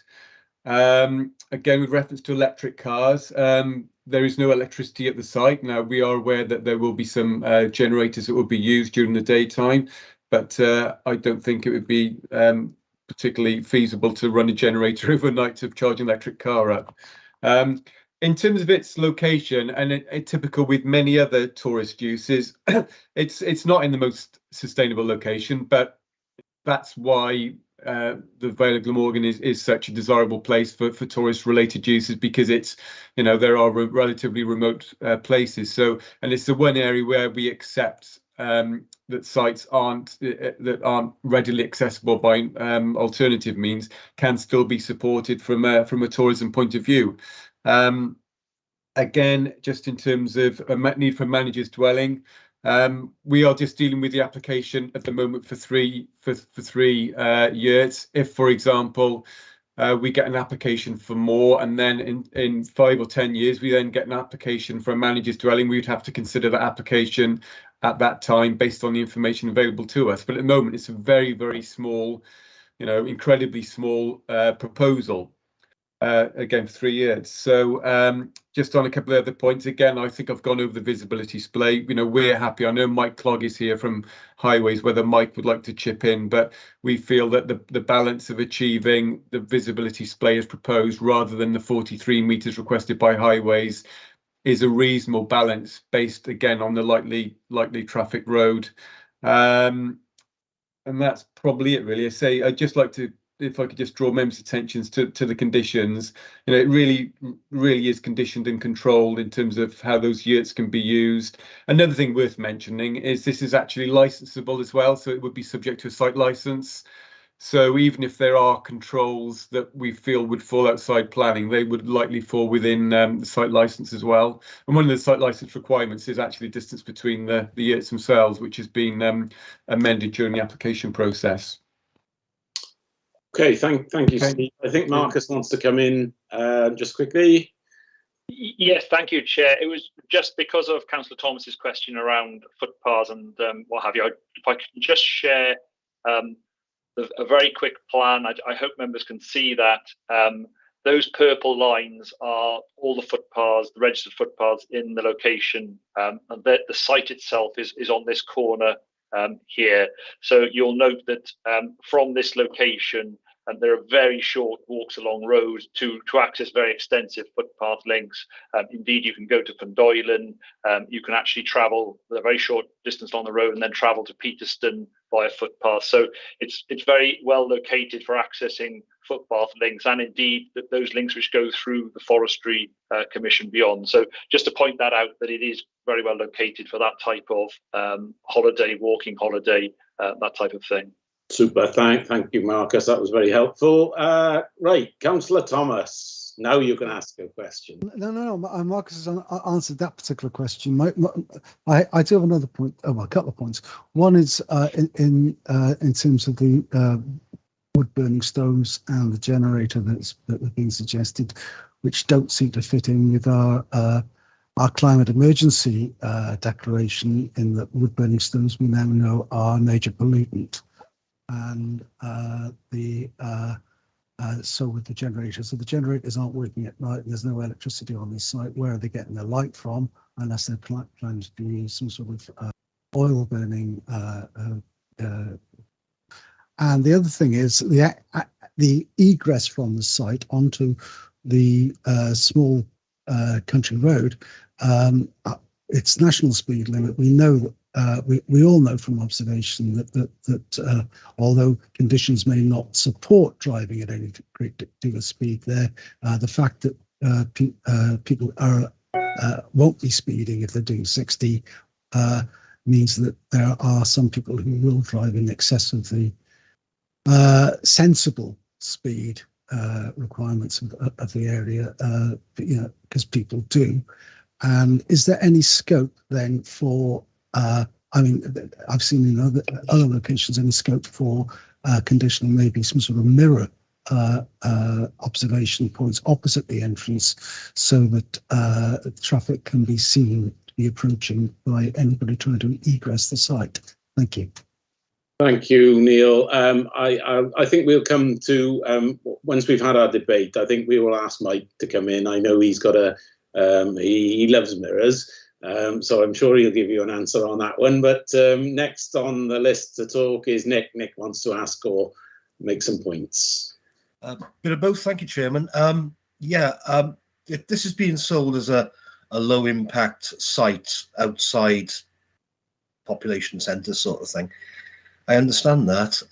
My main question is that we've had the usage of generators being brought up. My question is what happens with the toilet waste, because I assume that's not plumbed into the general sewerage system. It probably isn't a general sewerage system in our area. So we're talking yet again something that's not sustainable, has to be pumped out, taken away. I'm just wondering how far we're going with this. Yes, I mean it's a good point, and it's a point actually raised by some of the residents, and it's a point that's covered in the report. So compostable toilets are being proposed. Yeah. So just to say those sort of issues, the issues of the compostable toilets, generators, hours, etc., the log burners, there is a condition that requires it's sort of a management plan really, just to set out exactly how they're going to operate. But in terms of log burners, there's nothing, obviously there's no sort of statutory or local legislation that outlaws the use of log burners at the moment. We're still getting applications for flues in extensions, etc. So there's nothing that is outlawing that from a planning point of view. So obviously the views are out there whether they're carbon neutral or not, and we're not here to sort of discuss the merits of that. But again, it is a very, very low and a very, quite a compact proposal. So I think, say we've got that condition, and don't forget the site license as well covers lots of other issues of hours and noise and waste, in particular how waste is going to be collected, etc. So again, this is because I see this proposal because it's yurts. We're not talking about big serviced chalet accommodation. We're talking pretty much just a tent and then a separate sort of wash down areas in small little pod buildings. So we're not talking significant generations of waste. So I think everything is going to be sort of running on a sort of green agenda in terms of composting and doing things as naturally as possible. But so all that will come out in the that sort of management operational plan that we've conditioned. Okay, thank you, Steve. Marcus, you would like to come in? Thank you, Chair. Yeah, I mean, just in answer to Councillor Hodges' questions, obviously composting toilets are an acceptable solution if managed properly, and they have a long history of being used if managed properly, and obviously the locations where they are important. So they wouldn't work in a street, and they wouldn't work in a every location, but in a remote-ish location like this in a field, they do have their place and they do work, and we are aware of them having worked on that basis in the past. And as Steve has said regarding the log burners are not precluded by legislation anywhere in the UK, and there is still a debate about how harmful they are, dependent on what they burn, how they're managed, and that type of thing. So as Steve has rightly pointed out, there is a management plan which would deal with all of that. Thank you, Marcus. Okay, do we have any more questions or debate? It's not looking that way. Okay, so we've heard the officers. Sorry, Chair, can we hear a response to my suggestion about the mirrors, please? About mirrors? Oh yes, we were going to ask Mike, weren't we? Mike, are you available? Chair, I am here. I have an apology. I was distracted briefly and I didn't hear the full question regarding the traffic mirrors. Is it possible that can be repeated? Yes, so Nick will ask Mike, again. I just said that given that although the conditions on the road are such that perhaps people shouldn't be driving at national speed limit, no doubt they will be because people do, and we've all seen that. Is there any scope for conditioning for some sort of view mirrors opposite the egress from the site for safety purposes?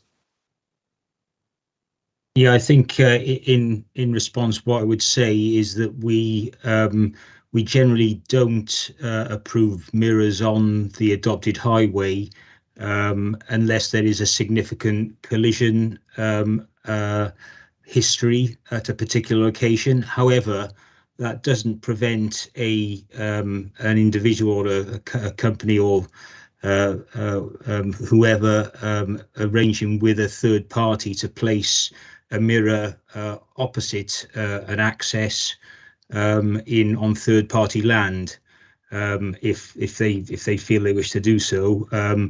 But under those circumstances, we would suggest that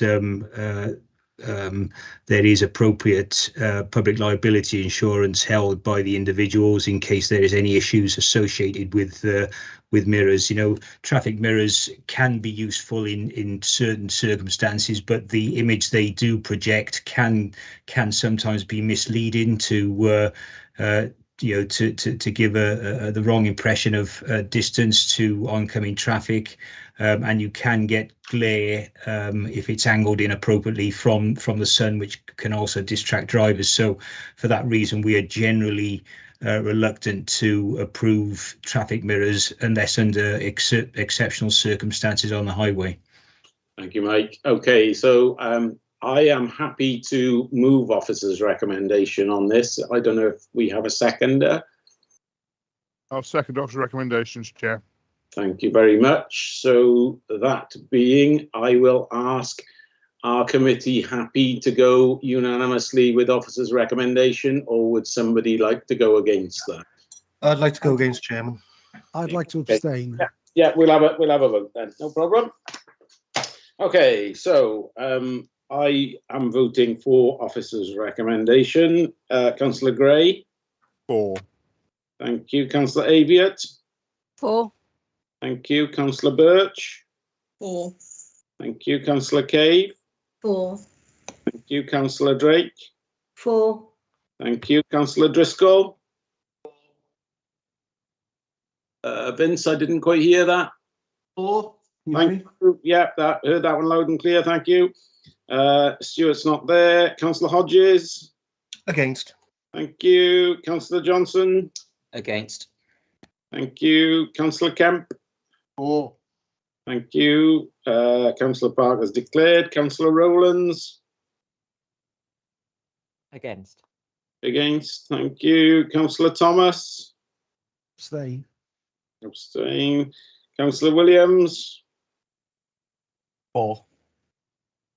Thank you. And Councillor Wilson. He's had to leave the meeting for another meeting, I'm afraid. Okie doke. All right. Thank you very much. Well, that is carried then. Thank you. And thank you to Steve. We will move on to the next application when Andrew rejoins us. Could we ask Andrew to rejoin us, please, Gareth? Yep, just making the call out, Chair. Thank you. So the next application is land to the south and west of the Goodshed, Hood Road, Barry, which I'm sure we're all familiar with. So we'll just have a little pause until Andrew is back. Oh, Councillor Kemp, you have your hand up? I do, Chairman. My apologies, but I have to leave the meeting to see a client. Okay, thank you for your participation so far, and good luck with your meeting. Thank you, Chairman. Councillor Parker should be joining us any moment. Okay.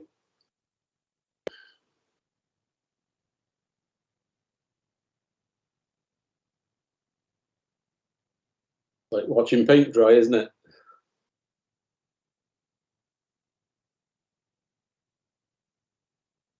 Here he comes. Andrew, can you hear us? There we are, safely back, I hope. Lovely, yes. So we're all back in the room then. And can I smile or not smile? You can smile. Thank you. We will move on to the Goodshed, and I believe Ian is going to introduce this to us. Yep, thank you, Chair. Share my screen. Right. This is a site which I would imagine everyone's familiar with, down at Hood Road in Barry, where we've got the block of apartments at the corner called Junction House, then the kind of village of steel containers with mixed uses to the west, and then the original Goodshed building, which is converted to commercial uses at ground floor with residential above, and then there's a drive-through. I think it's a coffee vendor just to the west again. This application is for 5 tourist accommodation railway carriages, which are in the location I'm highlighting with my cursor, and 10 pods for employment space, which could accommodate up to 19 small units, and the relocation of the outdoor gym. This is the appearance of the tourist accommodation, so it's in keeping with the kind of features you would expect to see on the railway track. And these, I'll zoom in a little bit, these are the accommodation pods, so fairly simple sort of, they're not steel containers, I don't think, but they might be steel containers, but they're just fairly simple flat roof pods, which can be adapted to the needs of the occupier. This is recommended for approval. I should just emphasise to members that the recommendation here is for approval, subject to no further new representations being received up until a week from today, when we originally carried out the consultation exercise. I think some of the residential address points weren't on our system, so we did reconsult some neighbours, and we haven't had any comments from them in the first 2 weeks of that exercise. But this recommendation is subject to no further new issues being raised in the next 7 days. I think I'll just leave it there for now, Chair, and then see what members want to discuss. Okay, thank you, Ian. I don't believe we have any speakers on this, and there are no matters arising. So straight in, and Nick, are you the local member? I guess you might be. Sure are. Yes, yep. Over to you, Nick. Absolutely. It's quite a mixture within this application. I welcome, firstly, that the block of flats has been admitted on what is a busy junction by the railway tunnel. And I continue to support tourism opportunities in our town, and I recognise that the innovation of the rail carriages is both interesting, novel, and has great merit. The moving of the established gym, I think, is a poor decision. To move it from a detached area of the development to close to a now established housing block is worrying. The ethos of this gym is both outdoor and fun and backed with music. I would not welcome this near me, and neither should my residents in Junction House. At the start of the original scheme, car parking was an issue, only helped with our council making spaces available above the site. We are in danger of packing too much into the original scheme that was itself heavily amended and eventually created what is now an excellent scheme. Hood Road remains one of the only few access points from which the waterfront is connected to the wider town, and we risk this at our peril. I would move that, due to the fact that the consultation time is not up yet, and this is so close to an end of the term of this council, that we defer this to new council. Thank you, Nick. Is anyone else willing to second that? I'll second that, Councillor Bird. You have seconded. Okay, so that means we need to have a vote on that then. Planning Committee, you all heard Nick's request for a deferral. Are you happy to go along with the request for deferral? I think we best take a vote on it. Okay, I'll do a written one, and it's a request for deferral. Let me just check with James that I am doing the right thing. James, am I doing the right thing? Yes, Shane, you take the votes in order that they're motioned. I thought so, but I thought I'd better just check before I steam ahead. Okay, so I think we're all pretty clear. Nick, you wanted to come in before we did the vote? Or is that a legacy hand? Sorry, I'll take it down. Yeah. No, I'm happy with. No, I just thought you might want to amend something, but that's fine. Excuse me. Okay, so we've had a request for deferral. I don't know where I stand on this one. I'm going to abstain. Vice Chairman, Councillor Gray. I'm voting for deferral. Okay, Councillor Aviad. I'm going to go for deferral. Thank you. Councillor Birch. Happy to defer. Thank you. Councillor Cave. Yes, same for me. Happy to defer. Thank you. Councillor Drake. Defer. Thank you. Councillor Driscoll. Abstain. Thank you. Councillor Edwards not with us. Councillor Hodges. Defer and thank you. Thank you. Councillor Johnson. Defer. Yeah. Councillor Kemp's left us. Councillor Parker. Yeah, I'll abstain. I missed a few bits and pieces. The computer was playing up a bit, so I'll abstain. Councillor Rowlands. Happy to defer. Thank you. Councillor Thomas. Happy to defer. Thank you. Councillor Williams. Defer. Thank you. Councillor Wilson. No, he's still not here. He's okay.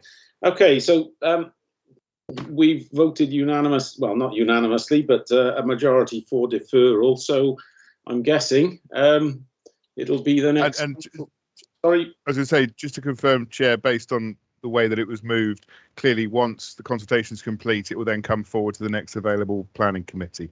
Yes, discussion. Yes, thank you. That's as I understand it. Am I? Yes, that's Ian's nodding. So yeah, okay. So we will move on that one then, and we will move on to the next one, which is land at Coldbrook Road East, and Ian is going to introduce this for us as well. No, it's not. Sorry, it's for the Millennium. Sorry, 5 for the Millennium. It's 2021 011364 for the Millennium. Sorry for the confusion, but it's still Ian going to present it. Thanks, Chair. I was just rattling through my report then to get to the other one. I changed around. Just share my screen. Right, yeah, this is 5 for the Millennium, which is one of the new dwellings that's been constructed fronting the Barry Island Link Road. The application proposes the retention of a small fence around the front garden. It's not a particularly tall fence, and it's nothing offensive about it in its own right in another location. The issue we have here is that this is a new development that is built on kind of open plan principles, particularly along site frontages, and with the exception of this fence, it is open along the front, and that that theme continues into the development, off the link road. Our concern is that if we approve one fence like this, it unavoidably is likely to lead to an ad hoc piecemeal pattern of enclosures at the fronts of gardens, which kind of erode the established open plan principles. There was a similar case on it's another view from it.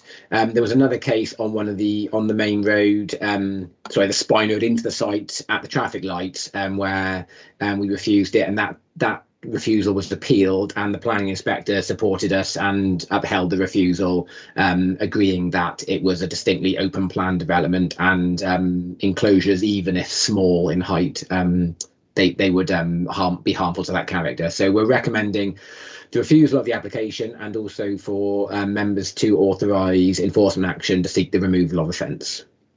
Thank you, Ian. Okay, so we don't have any matters arising. We don't have any speakers on this. Nick is the local member. I'm sure he's going to make some points on this. Yeah, thank you, Chairman. You're keeping me busy tonight. Thank you, by the way, to everyone for the last one. I'm just going to make a few points here. I appreciate everything that's in the report. I appreciate everything that Ian, as the officer, has said. I just want the committee to realise the issues that are along For the Millennium, where this house is. First of all, it is on the main road, which is For the Millennium. It's opposite a supermarket and a busy pedestrian crossing. Litter constantly blows in this windy site into the front gardens, of which are quite small and short and close to the house. People walk up and down. It's a busy pedestrian route, and I'm concerned about privacy. The fence is not offensively big. It is rather nice. I appreciate the whole scheme was intended to be open plan. I think what you will find is, though, further down towards the island on the same side of For the Millennium, is that because of the shaping of the houses to the contours of the land, a number of the houses there have built up steps which allow them some privacy through effectively a brick wall which makes the fences. So whilst that isn't a fence, it actually affords some privacy and protection to some of the houses. I do feel that as this site and as the estate grows and matures, that there needs to be some form of privacy, defence, protection for the residents along there.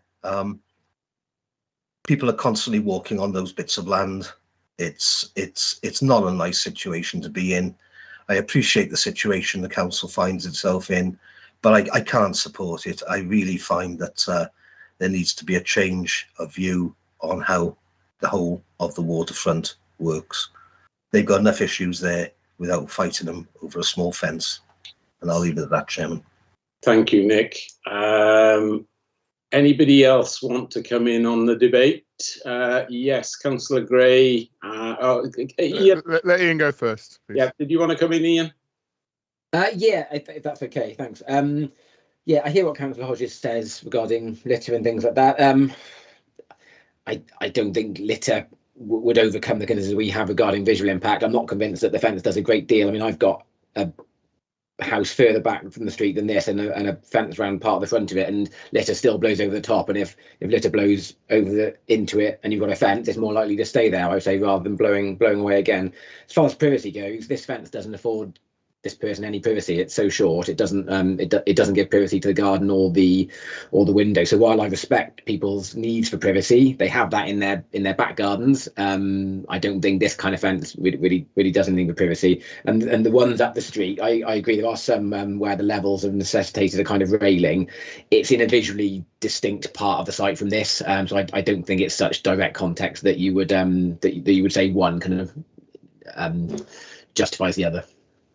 Thank you, Ian. Marcus wants to come in, and then Councillor Gray, I'm guessing. His hand's dropped out a minute for Marcus. Thank you, Chair. It was just to point out that obviously in the report there are photographs of the property concerned and some of the properties neighbouring it, and some of those properties have got small planting and hedges there. I think there was some planting in front of this property that's been taken out by the current owners. And obviously, we as an authority don't control planting. Further up for Millennium, other properties have put some small hedges and some planting there. So the hedge is very stark, and sorry, not the fence is very stark. And I'll really quickly share the report just to show the difference, because it is the picture that is in the report. But you can see how some of these properties have got planting there, which does, in my view, actually afford slightly more privacy than the very stark and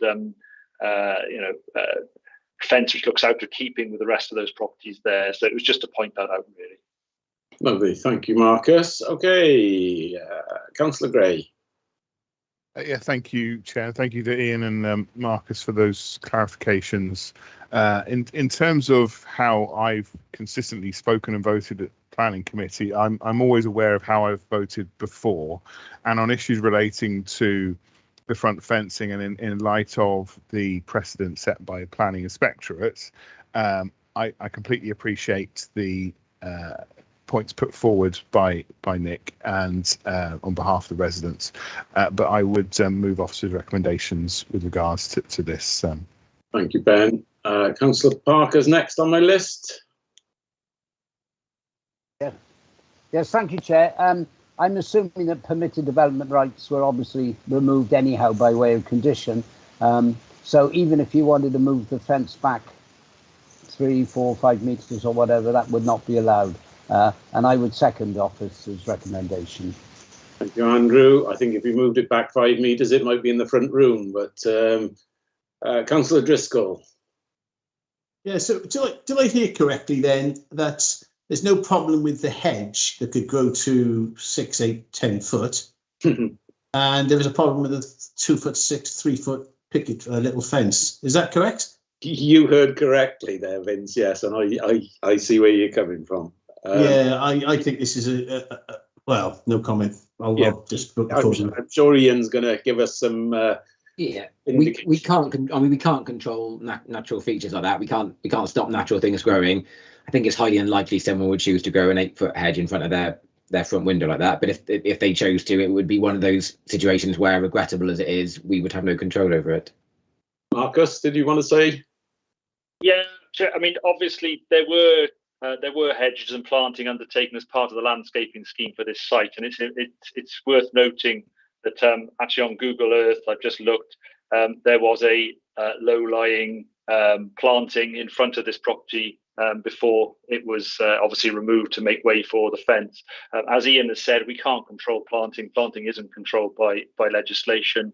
What we can do is if hedges get out of control or gardens become overgrown, we do have powers to take action, both in terms of high hedges, but also in terms of more likely Section 215 notices to ask people to cut them back and take them out. So we do have powers if they do overgrow and get too high and too big and affect people's amenity. But I think everyone would agree that a hedge or planting in the front garden has a more natural and more attractive look than sometimes a hard fence, which looks out of character with the rest of the street. And to that regard, I'll just show a picture of some of the houses further up the street, where this is obviously dating back to 2019 when the planting was undertaken. But you will see in that regard how that looks, and I think I certainly feel that looks more attractive than a fence which is possibly out of keeping, and obviously could be all sorts of different fencing placed there which doesn't look the same.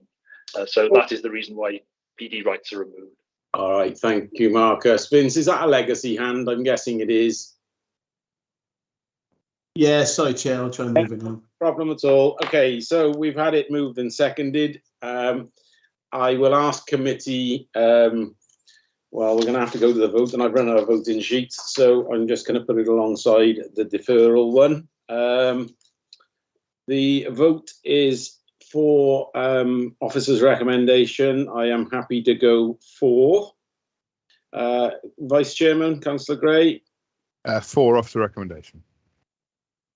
Councillor Aviett. For the officer's recommendation. Thank you. Councillor Birch. For. Thank you. Councillor Cave. For. Thank you. Councillor Drake. 4. Thank you. Councillor Driscoll. Against. Councillor Edwards not with us. Councillor Hodges. Against. Thank you. Councillor Johnson. Against. Thank you. Councillor Kemp's left us. Councillor Parker. 4. Thank you. Councillor Rowlands. Against. Thank you. Councillor Thomas. Councillor Thomas. Neil, are you there? No. Okay. Councillor Williams. 4. Thank you. Mark, still in the meeting? No, he's left, I'm afraid. Yeah, okay. Just quickly back to Councillor Thomas. Are you there? No, we've lost him. Okay. Well, it's clearly carried for officer's recommendation. And that takes us on to the next planning application, which is the last one on the list as far as I'm concerned. It is 2021-01743 full land at Colebrook Road, East Carrickston. And Ian is going to present this to us.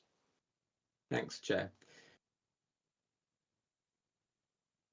Yes, this is land at Colebrook Road East in Barry. If I just go firstly to the photos, that will give members a good idea of the site. So this site here, there was historically approvals for care facilities, 2 different ones, this one here and this one.